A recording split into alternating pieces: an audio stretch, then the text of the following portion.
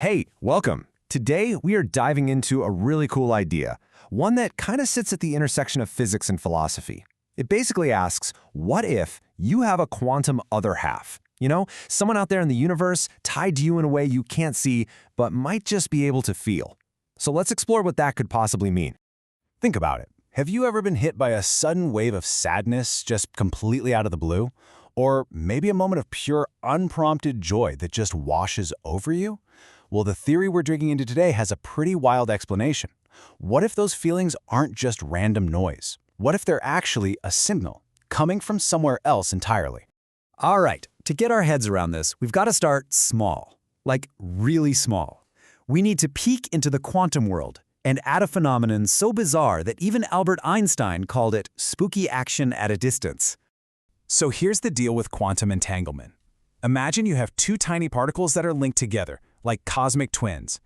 Now you can separate them, put one on the opposite side of the galaxy, but whatever happens to one of them instantly affects the other. And I mean instantly, faster than the speed of light.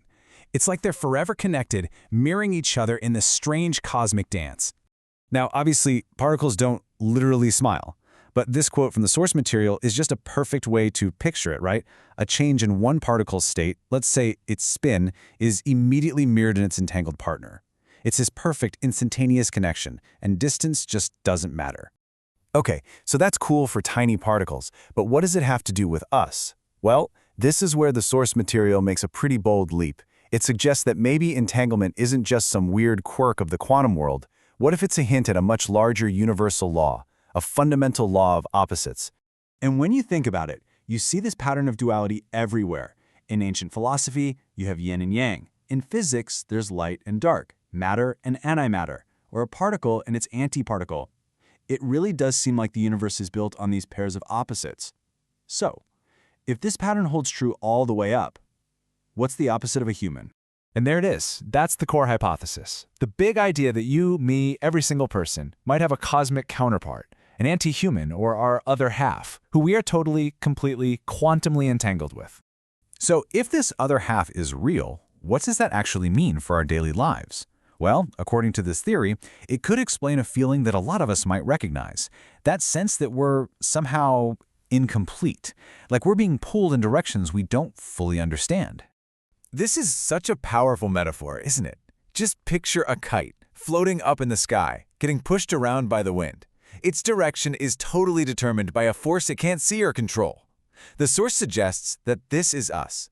Our emotions, our fate, are all tied to this unseen other. And we can never be truly in command of our own lives until we find them. But here's the twist. If we can't control the pole, maybe we can understand it. The theory proposes that our feelings, those random moods, anxieties, those sudden bursts of happiness, are the actual signals being transmitted from our other half. When they feel pain, we feel a little echo of it. When they experience joy, so do we. Okay, so if our feelings are a signal, then they can also be a map. This means we might be able to use our internal state, this emotional compass, to figure out where our other half might be. Not, in a city or a country, but in what kind of state of being. So check this out. This emotional map is pretty fascinating.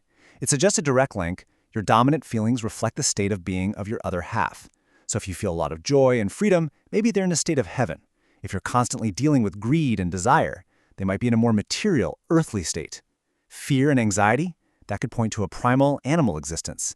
And deep anger or depression, well, that points to hell. It's like your internal world is a direct window into theirs.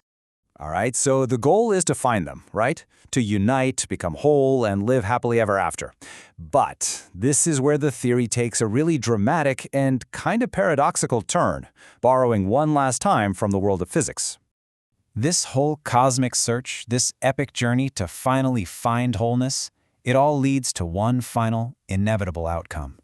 Yeah, you heard that right. It's just like what happens when a particle and its antiparticle meet in the real world. They annihilate each other in a burst of energy. So according to this theory, for you and your other half to finally meet is to cease to exist in this material world. Which is a pretty shocking end to the search, huh? But wait, the theory completely reframes this idea of annihilation. It's not really an end, it's a transformation. Your physical forms might disappear, sure, but your unified consciousness transcends. You leave the material world behind to achieve a level of completeness, of pure energy, that was totally impossible when you were separate. It's a metamorphosis. Okay, whoa, let's take a step back for a second. This is a heavy, seriously mind-bending concept, and it's really important to frame it exactly as the source material wants us to, not as a scientific certainty, but as a philosophical exploration. And this quote right here really gets to the heart of it. The author's true purpose isn't to prove something in a lab. It's to give us a tool for looking inward. It's a mind game designed to make us think differently about our own consciousness, our emotions, and our place in this huge, weird universe. So I'll leave you with this question. Whether you believe in a literal other half or not, just let this idea sit with you for a bit. Pay attention to your feelings. If they really were a signal from another part of you, what would they be saying?